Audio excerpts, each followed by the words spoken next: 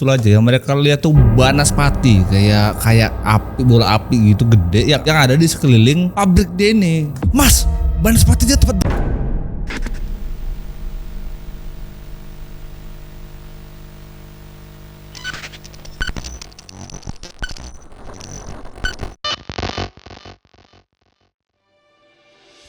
Selamat datang di Cerita di Jalbok di episode 47. Hari ini kita akan menceritakan sebuah cerita yang dikirimkan langsung oleh Mas Hendra. Mas Hendra ini jadi saksi atas ributnya dua orang paling kaya di tempat tinggal dia ini. Jadi waktu itu tempat kerjanya Mas Hendra ini di lingkungan dia, di kampungnya ini, dia kan tinggal di pertanian gitu ya. Ya orang-orang yang produksi padi itu, tanam padi itu gede gitu. Nah, dua orang kaya ini adalah dua orang yang pemilik pabriknya. Nah, salah satu dari dua orang kaya ini adalah bosnya si Bang Hendra ini. Nah, Bang Hendra ini ngelihat ribut gitu antara bosnya sama kompetitornya ini. Masalahnya ributnya bukan ribut saingan strategi bisnis dan segala macam gitu ya. Tapi mereka tuh sampai ribut yang bawa dukun. Masalahnya bawa dukun ini dua belah pihak gitu.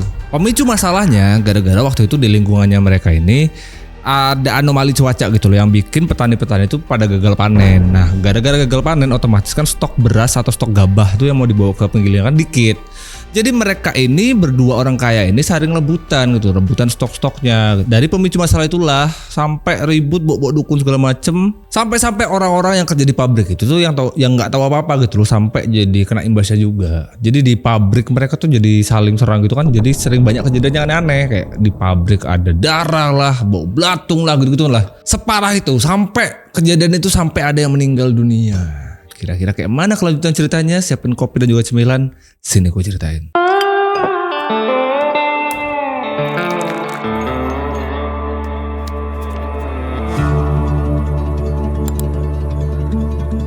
Cerita kali ini datang dari Jawa Timur sana. Tepatnya waktu itu tahun 2007.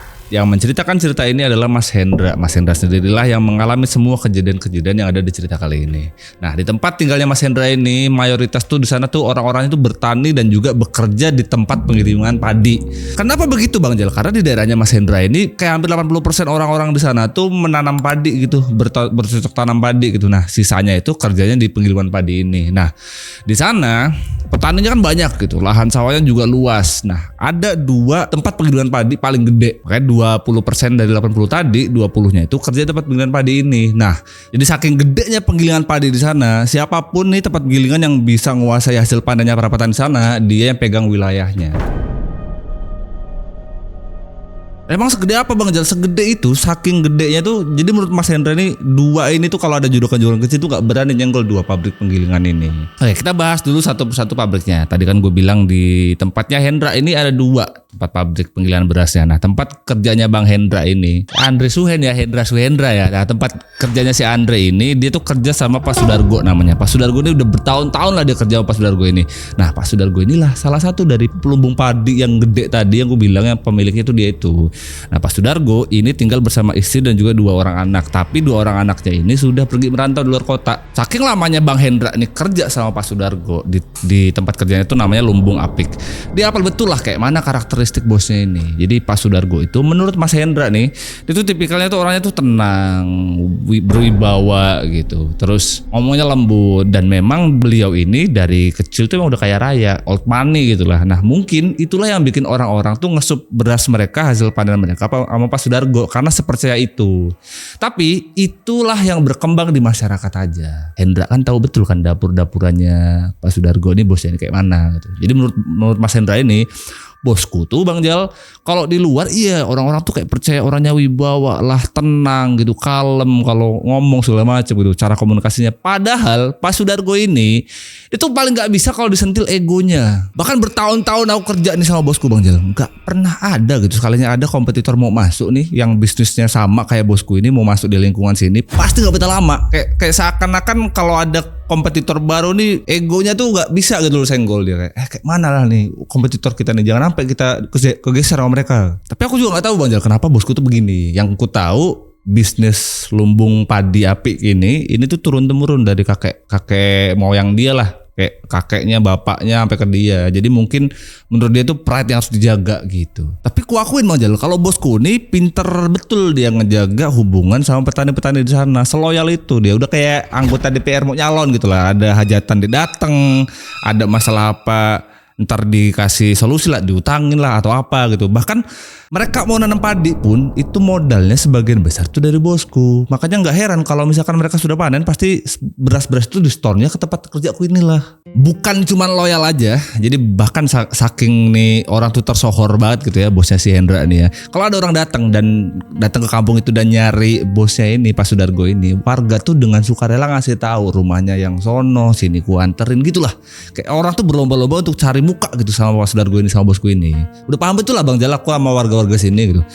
Nah rumahnya itu memang berbeda banget sama warga-warga sini gitu. Rumah dia tuh gedenya bukan main. Nah di samping rumahnya Pak Dargo ini, Pak Sudargo ini, kita sebut Dargo aja lah ya. Samping rumahnya Pak Dargo inilah tempat lumbung apik itu berdiri. Udah mah rumahnya gede nih, lumbung apik itu segede itu gitu kapasitasnya. Dan kayak gue bilang tadi, setiap ada kompetitor baru yang berusaha untuk bikin bisnis yang sama dengan Pak Sudarjo ini, pasti gak akan betah lama gitu. Kayak bentar doang tapi saking gak bisa nyainginnya gitu geser. Tapi yang bikin aku salut Bang Jal, jadi bosku ini walaupun dia masih pakai alat-alat lama, jadi tempat penggilingan dia itu masih yang konvensional gitu lama. Cuman dia menang komunikasi dan relasi sama petani, sama dia punya kapasitas yang gede. Cukup lah buat tampung hasil tani warga-warga di sana.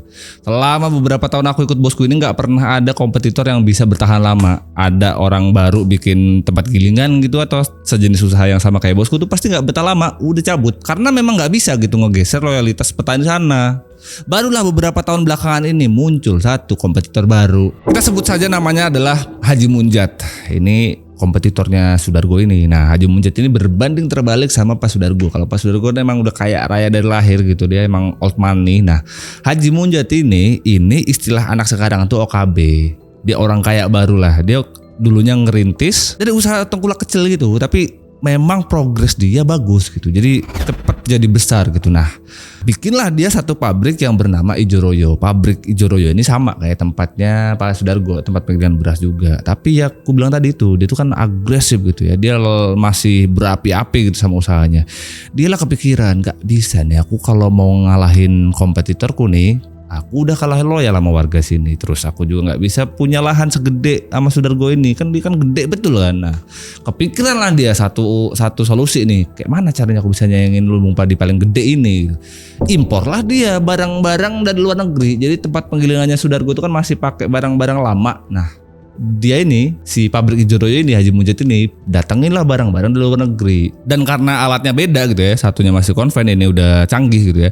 Ini alat tuh lebih rapih gitu, suaranya gak berisik dan otomatis bisa lebih produksi lebih cepat daripada punyanya Pak Sudargo. Nah rencana dari kompetitor bosku ini Bang Jal ini berhasil gara-gara gebrakan dia gitu ya. Banyak kontrak dari Jakarta dan juga Surabaya yang tadinya sama Pak Dargo pada pindah sama Haji Munjat. Ya kayak mana, karena hasil berasnya kalau yang digiling sama dia tuh lebih premium gitu loh, sama lebih cepat. Brandingannya Haji Munjat ini di lingkungan itu sama Pak Dargo tuh berbanding terbalik gitu ya. Kalau Pak Sudargo tuh tenang, berwibawa gitu ya.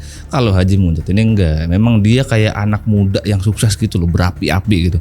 Dia pengen kayak semua orang tuh tahu gitu kalau bukan cuman Sudarjo aja nih, aku juga bisa nyayangin dia nih. Bahkan dia tuh sering setiap pencapaian baru dia tuh pengen kayak seakan-akan warga tuh pada tahu gitu. Nah balik lagi sama sifatnya Sudarjo tadi, di depan kan dia kayaknya orangnya berwibawa gitu ya. Tapi di belakang lo bisa bayangin dia punya kompetitor yang kayak si Haji Munjat.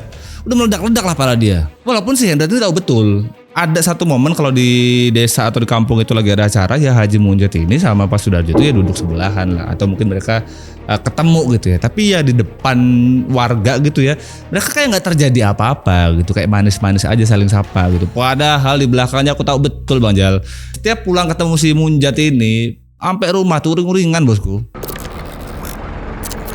Nah di pertengahan 2007 waktu itu cuacanya lagi ada cuaca anomali lah, jadi panas berkepanjangan gitu. Nah akibatnya apa? Akibatnya kalau ada panas berkepanjangan gini, irigasi di sawah tuh jadi mampet. Nah kalau irigasi mampet, otomatis hasil padi panenannya tuh jadi gak kayak biasanya, karena padi-padi tuh harus kering dan layu sebelum waktunya. Jadi banyak tuh kejadian gagal panen di mana-mana. Jadi pasokan gabah kering tuh jadi langka gitu. Sekalinya ada nih harganya pasti mahal. Di saat yang bersamaan nih, pabrik Ijoroyo sama lumbung api ini lagi punya target. Mereka kan kerjasama kontrak sama distributor yang ada di luar kota gitu ya, di Jakarta atau Surabaya, kota-kota gede gitu. Nah mereka ini kan pasti ditarget kayak setiap musim atau setiap berapa bulan gitu mereka harus nyetor berapa ton gitu. Nah masalahnya kalau lagi anomali cuaca gini mereka nggak bisa tuh nyetor seperti kayak biasanya. Belum lagi kalau sampai mereka tuh nggak bisa ngasuk barang sesuai dengan target mereka kan pasti kena denda, pusing lah mereka nih. Jadi dua-duanya nih raksasa lumbung padi nih di kampung itu lagi pada pusing karena mereka nggak dapat stok gabah. Nah waktu itu aku lagi nemenin bosku Bang Jal, lagi nemenin bosku nih kayak ngerokok di teras itu sambil pening betul kayaknya palanya, terus "Pripun bos?" gitu. Nggak bisa Nindra kalau kayak gini-gini nih. Rong minggu nek yo, kita nih harus nyetor gitu gabah, beras. Tapi kalau nggak dapet nih gabahnya nih, nggak bisa kita ngejar target. Nanti kalau sampai nggak bisa ngejar target, pabrik kita nih pasti namanya jelek. Coba kon datengin lah petani-petani gitu. Kalau biasanya kita kan disetorin lah, kita jemput bola sih. Ngeliat bosnya pening gitu kan. "Onje Pak, besok aku tak jalan lah sama kawan-kawan gitu." Betul, besoknya tuh dia jalan ke petani gitu, nanyain kali aja masih ada sisa gabah yang mereka panen kan bisa disimpan tuh di rumah buat darurat gitu ya. Siapa tahu masih ada gitu. Karena biasanya Hendra tahu betul kalau petani tuh gitu ya. Habis panen dihabisin panenannya buat kebutuhan mereka, tapi mereka biasanya punya save di rumah beberapa kantong lah, beberapa karung gitu. Nah, tapi waktu dia nih lagi nyari gitu sama petani, datengin satu rumah gitu, nggak ada satupun mereka yang simpen. Bingung deh. Biasanya loh mereka nih pada simpen, kok gak ada sama sekali yo. Sampai lah dia ketemu salah satu warga nanya, "Kok bisa ya Pak? Biasanya lo pada simpen, ini gak ada satupun toh." Nah satu warga ini lah bilang, Mas biasanya juga simpen tapi ya kebetulan nih simpenannya tadi malam udah ada yang ngambil." Hendra bingung, siapa yang ngambil? Biasanya lo orangku yang ngambil. Dan ternyata yang ngambil itu adalah orang-orangnya Haji Munjat. Hendra bingung lah sama tujuannya Haji Munjat ini apa gitu. Padahal yang didatengin dan yang bilang sama si Hendra ini biasanya langganan betul gitu sama bosnya. Jadi kayak nggak mungkin dia ngasih barang dia ini ke yang lain. Dan secara nggak langsung apa yang dilakuin sama anak buahnya Haji Munjat ini pasti memonopoli pasar gitu loh. Sama lumbung padi bosku ini nggak jalan nih kalau begini. Tapi dengar jawaban yang warga tadi, si Hendra ini masih bingung gitu. Maksudku bosku lu seloyal itu sama mereka gitu. Mereka juga bisa tanpa disuruh pasti kalau kepepet gitu ya dikasihnya lah sama bosku. Ini kok nggak sama sekali gitu.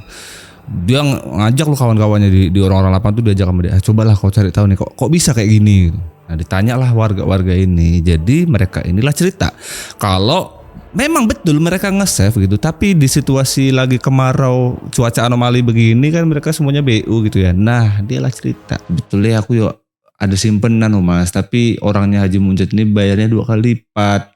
Apalah nggak dikasih, nyun sewu ya Mas." Dari situlah si Hendra nih aku tahu Bang Jal nih penyebabnya apa gitu, nggak bisa dapat gabah gitu.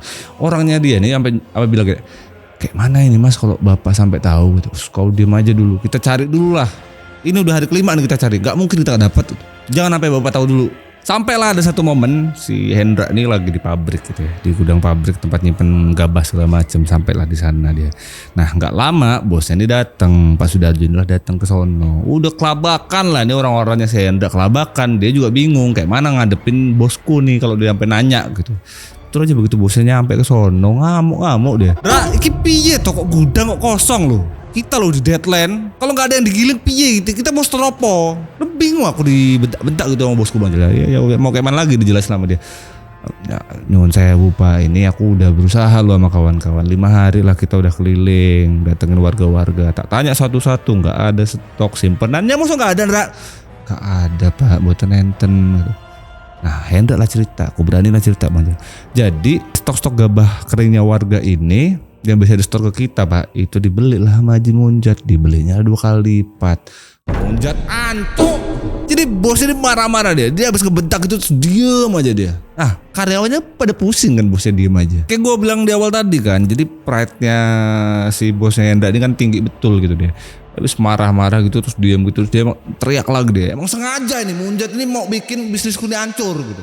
Udah tuh pada diem aja gitu di lumbung padi itu, pada nggak ada yang berani ngomong gitu. Terus bosnya tuh baru ngomong dia, "Oh oke. Kayak ono cara mau main yang Munjat ya, tunggu tanggal mainnya," gitu.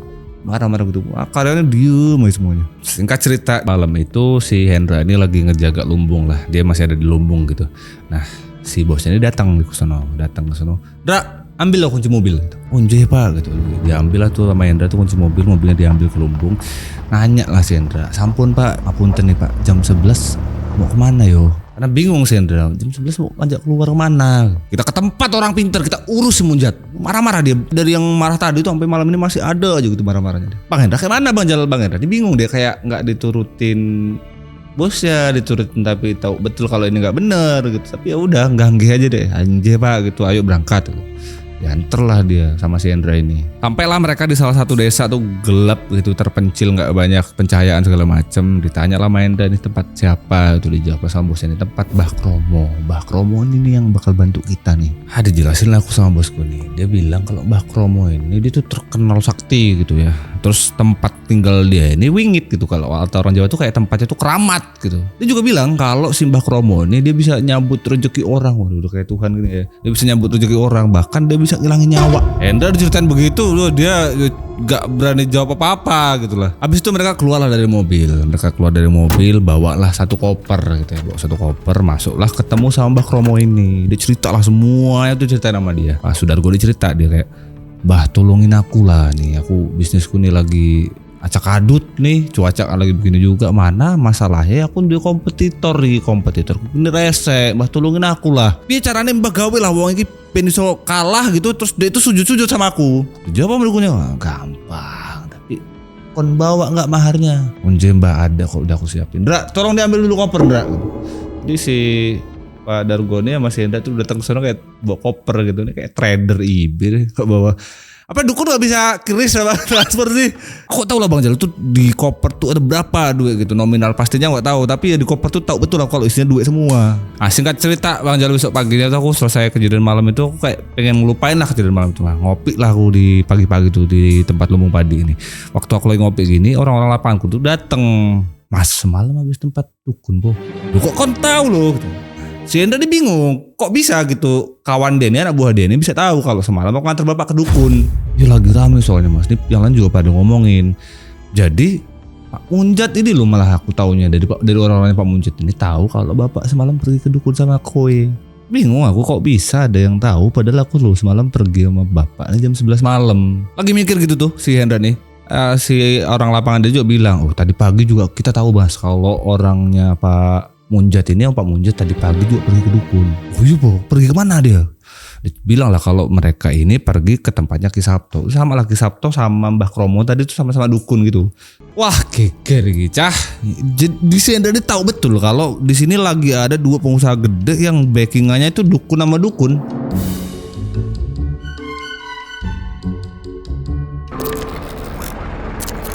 Betul aja gitu firasatnya dari si Hendra ini, karena setelah kejadian itu kayak di desa tempat mereka tinggal ini suasana itu jadi kalau malam tuh mencekam, kayak dingin banget. Warga-warga tuh bahkan tahu kalau lagi ada perselisihan nih antara Haji Munjat sama Sudargo ini. Yang parahnya isu mereka pakai dukun-dukunan tadi, warga juga pada tahu. Mungkin itulah yang bikin suasana di sana itu jadi sunyi. Kayak ada satu waktu si Hendra ini lagi ngobrol lah di lumbung padi itu sama anak-anak dia lah gitu. Datanglah satu orang tuh, Mas, tempatnya Haji Munjat Mas kena Mas. Apa tempatnya Haji Munjat ngopo gitu. Terus dia ini ngelihat dengan jelas gitu kalau si Haji Munjat ini marah-marah nih, brengsek ini pasti kelakuannya Dargo nih. Jadi pabriknya si Haji Munjat ini dia nggak bisa dinyalain gitu, tiba-tiba ya gitu rusak. Nah masalahnya bukan rusaknya doang nih yang bikin rame warga nih. Jadi pabrik lumbung padinya itu udah mesinnya rusak, baunya itu loh, baunya bangke gitu nyengat banget. Makanya warga pada ngumpul. Mereka pada penasaran ada bau apa di pabrik ini, pabrik beras masa baunya kayak gini gitu. Jadi Haji Munjat nyuruh lah orang teknis, coba kau bongkar lah pipa segala macam. Nah begitu dibongkar, yang di dalam pipa itu bukanlah gabah yang digiling jadi beras gitu. Isinya tuh beras tapi warnanya nggak putih loh, beras itu kuning itu sama banyak belatungnya masih pada hidup. Makanya warga pada geger. Udah mah pusing gitu Haji Munjat ngelihat gilingannya. Dia tahu betul kalau ini nggak wajar gitu, pasti kelakuannya kompetitor dia gitu lah. Lagi pusing mikir begitu, anak buahnya datang. Pak punten Pak, beras-beras kita juga pada rusak gitu. Makin pening malah dia. Kan dia tahu betul kalau besok pagi nih beras-beras yang udah siap itu harus dikirim, kok malah rusak. Dan betul aja begitu disamperin sama Haji Munjat di stok berasnya di gudangnya, betul aja apa yang dibilang sama anak buahnya. Beras-beras itu pada rusak semua, warnanya kuning. Belatungan juga sama kayak yang ada di Paralon tadi. Duh kayak mana gile, besok harus dikirim lagi nih beras. Mau ngeliat kondisi pabriknya udah berantakan begitu, stok beras harus dikirim besok pagi juga jadi pada rusak. Haji Munjat ini lama manggil anak buahnya dia. Sini leh, cepet kasih tahu Mbah Sabto kita serang balik si Sudargo nih. Nah masalahnya waktu si Haji Munjat ini manggil anak buahnya ini, suruh manggil Mbah Sabto itu, si Hendra ini denger percakapan itu. Dia tahu betul bakal ada sesuatu yang terjadi sama bosnya. Buru-buru dia habis itu langsung cabut dari tempat gudangnya Haji Munjat ini, tempat bos dia, ke rumahnya. Ketok-ketok dia buru-buru gitu. Assalamualaikum. Yang keluar lah istrinya Pak Dargo. Bu, punten bapak ada nggak ya? Apa tuh Dargo kamu ngos-ngosan gini? Bapak ada nggak ya Bu di rumah? Gak ono bapak di rumah. Di pabrik, coba aku tengok di pabrik. Dia nggak jawab apa-apa gitu, langsung ke pabrik dan nyamperin bosnya. Betul aja sampai di gudang ketemu lah dia sama bosnya Pak Dargo tuh. Sama kayak di rumah tadi, dia buru-buru gitu ngos-ngosan. Pak, ngopo toh kamu tuh Nura? Anu Pak, Haji Munjat mau nyerang balik gitu. Hendra ini makin bingung karena bosnya begitu dikasih tahu kabar begitu, dia kayak cuman diem aja, gak ngerespon marah atau apa, karena dia tahu betul harusnya dikasih tahu kabar begini harusnya marah gitu, tapi diem aja dia. Diem nggak lama habis itu dia ngomong, kau kumpul lah kawan-kawan. Semuanya malam ini pada kumpul di gudang. Sesuai perintah bos ya, betul aja karyawan dia semuanya suruh datang ke gudang malam itu. Sambil nunggu kawan-kawan pada datang tuh, Hendra tuh masih mikir kayak apa yang bakal terjadi malam ini gitu. Yang dikirim sama Haji Munjat sama bosku ini apa gitu. Aku tahu lah yang bakal terjadi di pabrik nih malam ini. Sampainya karyawan ini pada kumpul, mereka tuh ditugasin, ada yang jaga di pabrik, ada yang jaga di gudang, ada beberapa yang patroli keliling aja lah. Sampai ada satu waktu itu jam 2 malam tuh. Di jam 2 malam ini mereka kan habis keliling gitu, patroli keliling di gudang segala macem. Mereka tuh bilang lah Mas Hendra, Mas, kau ngerasa aneh gak sih malam ini? Aku tuh ngerasa aneh tapi aku gak bisa jelasin piye gitu. Nah pikir dia yang ngerasain tuh cuma dia doang. Nah ternyata Hendra juga ngerasa. Aku juga sama dari tadi, tapi gak bisa ngasih tahu yang lain tuh kayak apa ya, aneh tapi gak bisa dijelasin gitu. Yang jelas waktu malam itu suasananya tuh di kampung itu kan dingin gitu ya, dingin jam 2 malam gitu. Tapi yang terjadi di gudang itu enggak, dia kayak dingin terus tiba-tiba panas, tiba-tiba dingin kayak gitu. Nah pas mereka lagi berjalan tuh bertiga di depan gudang tuh lagi keliling patroli, mereka ini dengar kayak suara ledakan, nggak gede-gede banget tapi kedengar dengan jelas kalau itu suaranya ada di dalam pabrik gitu. Mas, ada suara apa Mas? Mereka tahu betul kalau itu suaranya sumbernya dari dalam pabrik gitu. Makanya habis itu mereka datang masuk ke dalam pabrik gitu. Dicek lah sama mereka sumber suara tadi itu dari mana. Masalahnya waktu mereka masuk ke gudang, tadi kan mereka nyari sumber suara gitu ya. Begitu mereka masuk ke gudang, baunya tuh loh kayak bau gosong. Mereka makin yakin betul kalau ini ada masalah nih sama mesin nih. Masuklah mereka bertiga nih. Mereka semuanya ngerasa lah bau yang sama gitu. Ada bau angus kayak kebakar gitu. Wis, udah pencar aku tak kesono, kon kesono gitu. Nanti kita ketemu lagi lah, panggil aja kalau ada apa-apa gitu. Mencarlah mereka. Nah salah satu yang suruh mencar Mas Hendra inilah manggil, Mas Hendra gitu, dipanggil. Nopo, datanglah mereka ngumpul di situ. Ternyata salah satu kawannya Hendra ini ngelihat kalau di sela-sela mesin itu ada darah, warnanya merah, itu jelas banget darah gitu. Mas aja darah opo. Mereka bertiga semuanya bingung karena kok bisa ada darah, ada hewan atau tikus atau apa. Kalau memang toh itu ada hewan, tikus atau apa yang kegiling itu gak sengaja. Ini darah tuh banyak betul, sampai netes-netes lah di lantai. Masalahnya tuh darah tuh banyak gitu. Terus di tempat itu juga baunya amis gitu ya, kayak mana sih, anyir gitulah. Lagi pada sebingungan mereka bertiga. Jadi gudang mereka ini kayak bangunan setengah gitu loh. Setengah tuh pakai pondasi, bagian atas ini pakai seng. Nah, lagi pada sebingungan gitu di seng atas ini kayak ada yang nempel gitu. Suara apa kayak Mas? Mereka tuh kayak nge-freeze gitu bentar. Habis itu mereka bertiga keluar lah buat nyari sumber suara tadi. Kalau toh memang itu batu, berarti kan ada yang lempar. Makanya mereka keluar. Mereka tahu betul kalau di depan gudang tempat penyimpanan itu ada posnya. Di posnya ini ada satu orang yang jaga. Mau mastiin aja harusnya kalau ada apa-apa di luar yang di pos ini pasti ngeliat gitu. Sampailah mereka bertiga di pos itu, betul aja yang mereka lihat tuh banaspati kayak api, bola api gitu gede yang ada di sekeliling pabrik dia ini. Kayak muter-muter aja di pabrik. Mereka tuh bingung kayak mau lari nggak bisa, kakinya gemeter, tapi mereka cuma bisa ngeliatin aja banaspatinya.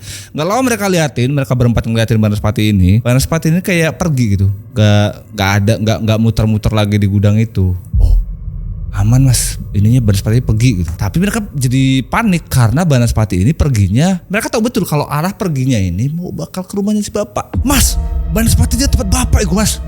Lu panik lah mereka berempat nih. Akhirnya si Hendra ini ngajak kawan-kawannya ini bertiga langsung ke tempatnya Pak Dargo. Takut terjadi apa-apa sama bosnya. Sampai rumahnya bosnya ini, dia langsung gudul-gudul rumah gitu. Panik gitu, takut terjadi apa-apa gitu kan, gudul-gudul. Pak, assalamualaikum gitu. Keluarlah bosnya ini, Pak Dargo tuh keluar dengan baik-baik aja gitu, nggak terjadi apa-apa gitu. Bahkan dia malah bingung. Ngopo tuh kalian ini pada bingung ngos-ngosan gini loh. Diceritain sama mereka nih, kalau tadi di gudang tuh ada yang berdarah lah, ada yang suara jeder-jeder tadi lah, sama ada Banaspati. Nah Banaspati itu ngarah tempat bapak, makanya kita pada kesini. Itu udah jelasin sama si Hendra. Enggak ada apa-apa di rumah. Wes kalian pada jaga aja di pabrik. Hendra dia bingung, kita loh kesini tuh khawatir sama bapak gitu, takut terjadi apa-apa sama bosnya nih. Tapi malah bosnya ini kayak seakan-akan gak mentingin keluarga dia atau diri dia sendiri gitu. Yang penting pabrik aman gitu ya terus. Betul aja malam itu udah selesai sampai sana aja. Dan besok paginya aktivitas di pabrik itu masih seperti biasanya gitu. Karyawan yang datang, kuli panggulnya segala macam masih pada kerja kayak biasanya. Tapi di hari besoknya ini ada kejadian di pabrik lumbung apiknya Pak Sudarjo ini. Jadi kuli panggulnya Pak Sudarjo ini adalah 6-7 orang tuh pada pingsan. Pingsannya tuh benar-benar bersamaan gitu. Mereka pingsan semua, matanya tuh melotot gitu. Sama yang bikin ngeri nih pingsannya tuh matanya melotot sama mulutnya pada berbusa gitu. Dan tanpa sebab apa-apa. Jadi hari itu nggak ada aktivitas apa-apa karena karyawan yang lain yang nggak pada pingsan tuh nolongin yang pingsan lah segala macam gitu ya. Jadi nolongin segala macam karena waktu kejadian itu si Hendra ini sama bosnya juga ada di pabrik. Gitu. Nah setelah udah ditolongin segala macam, hari besoknya karena kejadian kemarin mereka tahu nih ada yang pingsan berjamaah gitu segala macam. Besoknya tuh nggak ada yang datang karyawan dia karena pada takut kalau itu akan terjadi lagi. Jadi hari kedua gitu, hari selanjutnya tuh yang datang cuma si Hendra sama bosnya ini. Pripun ya Pak, karyawan nggak pada datang gitu loh. Yang kemarin sakit belum pada sembuh, yang kemarin nggak sakit, yang nggak pingsan nggak pada berani datang, takut mereka nih pada pingsan juga gitu. Si Hendra tuh ngomong gitu ke bosnya, berusaha kalau kayak seakan-akan udahlah Pak, ini mau sampai kapan nih begini terus gitu. Selama Hendra ngomong gitu tuh bosnya tuh diem aja. Mikir Hendra nih harusnya sadar lah nih, kasih tahu segala macam karena efeknya udah sampai ke orang lain gitu ya. Tapi bukannya sadar nih, Pak Dargo nih malah makin jadi dia kayak, wes nanti malam kita ke tempatnya Mbak Kromo. Bingung lah aku Bang Jelek. Iya sih bosku nih kasih tahu bukan sadar lu malah makin dati. Betul aja malam itu diantar lah bosnya ini sama si Hendra ke tempatnya Mbak Kromo ini. Biasanya Hendra tuh cuma suruh nunggu aja gitu, nggak tahu lah karena ini kayak mungkin Pak Darmo nih Pak Dargo ini udah ngerasa dulu lah Hendra juga tahu semuanya tuh, diajak lah sama si Pak Dargo ini masuk ketemu sama Mbak Kromo ini. Jadi semua percakapannya Mbak Kromo sama bosnya ini dia denger jelas karena di samping dia sendiri. Nah bosnya lah bilang, bah kalau bisa jangan cuma pabriknya lah, keluarganya aja, ambil aja orang yang disayang gitu. Hendra tuh kayak, astagfirullah nih bosku udah kesetanan dia nih. Pak punten Pak, apa nggak berlebihan toh Pak? Bos meneng loh tolong nggak usah ikut campur. Iki urusanku sama Haji Munjat itu. Marah-marah udah meledak-ledak lah bosnya ini. Karena menurutnya si Hendra ini udah berlebihan gitu. Masalahnya nih dukun tuh mengiyakan aja gitu apa permintaan bosnya gitu. Bosnya udah kesetanan gini diain aja. Gampang ya. Yang penting ada harga yang harus kamu bayar. Sanggup orang. Karena mungkin udah gelap mata gitu sama udah dendam banget gitu ya. Jadi semua persyaratan dari dukunnya ini disetujuin sama bosnya si Hendra ini. Beres bah aman. Di titik ini si Hendra tuh ngerasa kalau apa yang dilakukan sama bosnya itu udah offset, udah berlebihan. Tapi di waktu yang sama dia juga ngerasa aku nggak bisa gitu ngebiarin bosku tuh kenapa-kenapa. Dan gara-gara keributan dua bos pabrik ini tuh jadi isu di desa itu gitu. Semua orang juga tahu kalau mereka tuh sedang berselisih dan mereka juga tahu kalau keduanya tuh pada pakai dukun nih. Jadi benar-benar jadi omongan warga lah. Long story setelah 2 hari Pak Dargo nih sama si Hendra nih ke tempat dukun. Betul aja apa yang dikhawatirin sama si Hendra yang offset tadi itu benar kejadian. 2 hari setelah kejadian malam itu Hendra tuh di gudang lagi ngopi lah dia nyantai. Anak buah dia ini datang, mas. Siapa udah dengar kabar belum? Kabar apa sih gitu. Jadi anak buahnya si Hendra ngasih tahu kalau anaknya Haji Munjat kan nggak di rumah kan, kuliah di luar kota gitu. Dikabarin lah kalau anak Haji Munjat ini meninggal dunia karena kecelakaan. Hendra dengar kabar itu dia langsung dep gitu. Ancok beneran dikerjain sama dukun ini nih. Jadi dengar kabarnya tuh Hendra bener-bener kayak diem gitu. Dia gak nyangka kalau beneran sampai sejauh ini gitu. Beneran kejadian apa yang udah direncanakan malam itu. Si Hendra ini tahu betul kalau yang meninggal ini adalah satu-satunya anaknya si Haji Munjat. Dan dia inilah satu-satunya calon pewaris usahanya gitu. Udah anak satu-satunya, anak semata wayangnya nih yang calon pewaris usaha bapaknya ini malah meninggal dunia. Nah jadi meninggal dunia itu karena menurut orang-orang yang tahu gitu ya, dia tuh nyetir mobil terus tabrakan tapi tunggal, nggak ada tabrakan sama yang lain gitu. Nah yang ditabrak sama mobil anaknya Haji Munjat ini adalah pohon. Jadi dia kayak kecelakaan tunggal tapi nabrak pohon. Ada satu hal yang janggal di kecelakaan anaknya. Jadi posisi dia kecelakaan itu kan nabrak pohon. Orang-orang jadi saksi yang lihat waktu kejadian dia tuh pada bingung karena rusaknya mobil tuh rusak parah gitu. Tapi ngelihat kondisi anaknya Haji Munjat ini, dia nggak ada luka darah apa-apa gitu loh. Tapi memang muka dia tuh kejepit gitu sama setir gini. Tapi nggak ada luka apa-apa, kayak nggak banyak darah segala macem gitu. Yang bikin mereka pada gagal fokus karena ngelihat kondisi anaknya Haji Munjat. Jadi mukanya tuh biru gitu, matanya melotot, kayak seakan-akan dia tuh habis ketakutan ngeliat sesuatu. Gara-gara kejadian itu banyaklah orang yang pada ngeliat ke tempat Haji Munjat. Termasuk si Hendra, aku juga datang lah Bang Jal. Ya aku gak tahu lah ini campur tangannya gimana, tapi yang pasti ada lah ini urus-urus sama bosku nih. Datang lah dia ke sana, ngelayat segala macem gitu. Dia ngelihat dengan jelas gitu keluarga itu pada nangis histeris segala macem. Dia ngerasa iba gitu sama apa yang dialami sama Haji Munjat, walaupun ini kompetitor bosnya. Ada satu momen gitu si Hendra ini tahu kalau si Haji Munjat ini lagi ngobrol lah sama anak buahnya segala macem deh. Memang masih berkabung gitu, masih sedih gitu, tapi dia masih marah-marah gitu. Marah-marah itu dia kayak marah-marah sama Dargo gitu. Dargo, brengsek nih anakku mati kok bayarlah sekeluargamu. Nah si Hendra tuh denger si Haji Munjat tuh teriak-teriak begitu, marah-marah. Dia kepikiran lah apa yang akan terjadi nih sama bosku setelah ini. Setelah hari itu jam 10 malam itu si Hendra nih dipanggil sama bosnya. Aku dipanggil sama bosku jam 10 malam Bang Jal. Gak tau lah aku diajak apa lagi nih malam ini.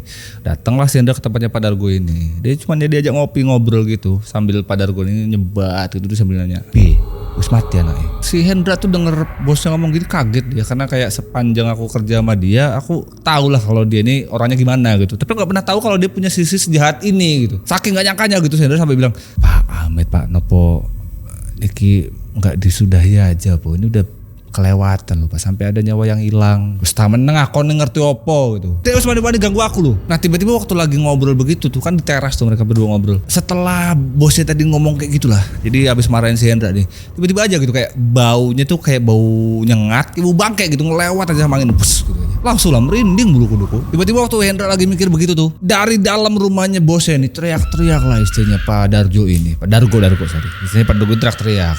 Panik lah mereka berdua, masuk ke kamarnya Pak Dargo. Jadi si Hendra sama Pak Dargo ini melihat dengan jelas kalau istrinya Pak Dargo begitu masuk kamar, dia lagi guling-guling di kasur gitu, di ranjang lagi guling-guling sama megangin perut. Pak Dargo juga bingung karena tadi sore gak begitu, jadi perutnya tuh kayak ngebuncit gitu. Makanya dia kayak orang sakitan gitu, perutnya ngebuncit. Sama si Hendra ngelihat dengan jelas sama mata dia nih kalau kakinya ibu bosnya ini, kakinya tuh di ujung-ujung kukunya tuh keluar darah. Masalahnya darahnya hitam, baunya juga busuk. Terus sampai nama Pak Dargo tuh diranjang kayak, Bu, kenapa bisa kayak gini Bu? Gitu. Istrinya gak bisa jawab apa, dia cuma kayak sakit pak. Abis itu gak nyampe situ aja tuh. Abis itu istrinya nih muntah-muntah. Masalahnya dimuntahin nama dia tuh kayak paku gitu-gituan lah. Istrinya Pak Dargo tuh ngejerit-jerit gitu kayak melengking lah suaranya, dia ngejerit-ngejerit. Si Pak Dargonya nangis, bingung, panik lah segala macam. Dra tolongin gitu, sambil dipelukin gitu istrinya. Sementara aku tuh bingung banget mau kayak mana gitu, bantu gimana. Jadi dia benar-benar cuma berdiri, terus dia nggak bisa berbuat banyak lah. Aku cuma bisa ngeliat bosku ini lagi pusing lah, panik segala macam, istrinya sakit gitu, bosnya juga nangis. Sampai yang tadinya istrinya tuh teriak-teriak kesakitan, tiba-tiba tuh istrinya diem aja. Diem, udah nggak teriak lagi, badannya udah nggak berontak segala macam, udah cuman kaku aja gitu, matanya putih melotot. Nggak lama tuh bosnya tuh nengok ke belakang, udah nggak ada Ibu Ndra. Besok harinya kabar meninggalnya istrinya Pak Sudarjo ini dan juga anaknya Haji Munjat ini itu jadi perbincangan sama warga sono gitu, berhari-hari jadi perbincangan. Serame itu gitu jadi topik perbincangan di sana, sampai dua pabriknya Haji Munjat sama Pak Darjo ini, suasana di kampung itu jadi beda gitu loh. Kayak orang-orang mau lewat pabrik itu jadi pada nggak berani. Perasaan mereka masih bawa ama yang kemarin-kemarin lah. Terus kondisinya Pak Darjo kayak mana Bang? Nah, kondisi Pak Darjo itu kayak 2 minggu setelah meninggalnya istrinya ini, beliau tuh yang dulu terkenal sama warga tuh berwibawa lah, ramah segala macam, sekarang tuh jadi kayak orang linglung gitu. Si Hendra nih sering kali nemu bosnya nih sering ngelantur sendiri, ngomong sendiri gitu. Terus sekali 2 kali dia kayak duduk gitu tapi sambil pegangin bajunya istrinya gitu, kayak masih belum bisa menerima kenyataan kalau istrinya udah gak ada. Si Bang Hendra ini dia ngerasa kayak punya hutang budi gitulah sama pabrik dan juga keluarganya Pak Darjo ini, bosnya ini. Jadi ngelihat bosnya kan kondisinya begitu gitu, jadi segala macam kerjaan yang dulunya dikerjain sama bosnya sekarang tuh di take over lah sama dia. Apa yang bisa kerjain lah, kayak ada urusan sama relasinya segala macam dia ngadepin, karena ya kayak mana bosnya linglung gitu loh sekarang. Sama si Hendra nih pernah sekali tuh dia ngegap si bosnya ini, ya kayak biasanya gitu, dia pegang bajunya istrinya gitu nangis-nangis sambil ngomel-ngomel sendiri. Nah satu kali ini yang ditemuin sama si Hendra ini, padahal dia tuh kayak ngomong, biarlah hancur sekalian sekarang, si Munjat harus mati, dia harus ngerasain apa yang istriku rasain gitu. Nah si Hendra ini nemu bosnya tuh ngomong begitu di situasi yang sebetulnya masih genting untuk pabriknya. Ya memang bisa beberapa hal tuh di cover kerjaannya sama si Hendra. Cuman untuk urusan yang lain kan dia nggak punya power segede bosnya kan. Jadi kayak bingung gitu kayak mana caranya biar nih pabrik tetap harus berjalan di situasi yang kayak gini. Betul aja kayak nggak cukup waktu lama gitulah si Hendra ini bisa nge-backingin bosnya. Lama-lama tuh pabrik jadi nggak beroperasi lagi karena karyawan juga nggak pada masuk kan. Nah yang tadi waktu si Hendra tuh denger bosnya tuh marah-marah gitu masih nyebut lagi nama musuhnya itu si Haji Munjat itu, Hendra tuh kayak sudah ada kayak apa lagi sih nih, maksudnya udah sejauh ini gitu, istri udah nggak ada, anaknya si Haji Munjat pun sudah nggak ada, kayak masih mau diperpanjang terus. Satu-satunya harapannya Bang Hendra ini dia cuma berharap sama kedua anaknya Pak Sudarjo ini karena mereka berdua lah yang harusnya bisa menjaga bapaknya gitu. Karena mau sebatas mau segimana pun juga hubungannya Hendra sama bosnya kan ya cuma sebatas karyawan sama bosnya kan, nggak sedekat itu gitu untuk nyampur urusan yang paling dalam termasuk yang lain-lain lah ya. Anaknya inilah harapannya si Hendra. Kondisi yang sama juga yang dialamin sama Haji Munjat. Setelah semua kejadian ribut-ribut itu, Haji Munjat ini rumahnya kan gede, rumah mewah gitu ya. Warga-warga yang dekat rumah dia, tetangga-tangganya tuh jarang kali sekarang ngelihat Pak Munjat ini keluar rumah. Bener-bener kayak rumah ada penghuninya tapi angker gitu loh, karena nggak ada aktivitas apa-apa, nggak pernah keluar rumah. Sekalinya 1-2 kali tetangga dia ini ngelihat kalau Haji Munjat ini keluar rumah, ya cuma di teras tapi nangis-nangis sambil masih sering nyebutin nama anak-anaknya. Masih sering nyebutin nama anaknya. Pabriknya kayak mana Bang? Ya lu bayangin aja dia keluar rumah pun jarang gitu. Jadi pabriknya udah terbengkalai aja, gak pernah ada yang ngurus lagi. Tapi bukan cuma 2 keluarga ini aja yang kena batunya dari semua masalah tadi gitu. Jadi setelah 2 pabrik itu terbengkalai gitu, gak ngurus lagi, gak ada karyawan atau aktivitas bekerja di sana, ini pabrik kan jadi angker gitu ya. Terus tetangga-tetangga yang rumahnya dekat sama pabrik ini, mereka ngerasa kalau masih sering lihat hal-hal yang sifatnya goib gitu. Jadi seakan-akan kayak ini 2 orang berkelahi udah beres gitu ya, tapi kirim-kiriman 2 dukun ini kayak masih ada aja gitu. Ditambah warga tuh sekarang jadi pada pusing karena dulunya 2 pabrik gede inilah tempat mereka tuh nyetor gabah untuk digiling segala macam gitu ya. Sekarang emang gak ada yang lain majal ada, tapi kayak kecil aja gitu loh, tapi gak yang segede mereka. Jadi ekonomi di sana jadi sedikit terhambat gara-gara 2 masalah ini, gara-gara masalah besar ini. 3 bulan setelahnya kejadian yang aneh tuh gak berhenti sampai yang tadi aja tuh. Jadi 3 bulan setelahnya tuh Haji Munjat ini ditemukan meninggal dunia di rumahnya. Dia kan jarang keluar rumah lagi kan semenjak kejadian sebelumnya itu. Tapi warga ini ada satu malam dia denger dari rumahnya Pak Munjat ini kayak malam-malam tuh teriak-teriak. Nah warga yang khawatir nih malam tuh mau mendekat kan nggak inilah, agak sungkan lah. Nah besok paginya kayak warga ini ngajakin yang lain, ayo kita tengoklah tempat Pak Munjat. Aku tuh malam denger Pak Munjat tuh teriak-teriak gitu. Rame lah warga tuh pagi datang ke rumah Pak Munjat. Betul aja Pak Munjat ditemukan sudah meninggal dunia. Warga yang datang ke sana dan melihat jenazahnya Haji Munjat ini, mereka tuh pada pangling gitu. Karena setahu mereka Haji Munjat tuh secara fisik tuh nggak yang kurus gitu, kayak gemuk, gitu, subur gitulah badannya. Nah waktu ditemukan meninggal ini kondisinya tuh udah kurus kering, matanya juga melotot, sama kulitnya tuh udah biru gitu loh. Padahal kalau dipikir-pikir baru meninggal semalam. Karena meninggalnya Haji Munjat ini kan dirasa tidak wajar gitu ya. Jadi kabar meninggalnya tuh kemana-mana. Satu kampung tuh denger semua, termasuk orang-orangnya Pak Sudarjo. Bahkan bukan cuma orang-orang Pak Sudarjo sendiri pun langsung dengar kabar itu. Dia tobat enggak, dia dengar kabar musuhnya nih, musuh buyutnya ini meninggal, itu malah ketawa-ketawa gitu kayak orang puas. Tapi ya kayak orang gila gitu. Sampai akhirnya 7 hari kemudian, sekarang gilirannya Pak Sudargo ini meninggal dengan cara yang kurang lebih sama Haji Munjat. Kurang lebih cerita dari adu mage nih, adu dukun nih hari ini gitu ya. The moral of story apa Bang? Udahlah gak usah campur-campur urusan dunia itu sama hal-hal yang kayak gitu. Maksud gue segala hal yang di dunia itu menurutku pasti bisa diupayakan tanpa harus bawa dukun. Coba kalau dipikir-pikir, kenapa gak dari awal dukunnya aja berantem nih, ribet jadinya urusannya satu kampung.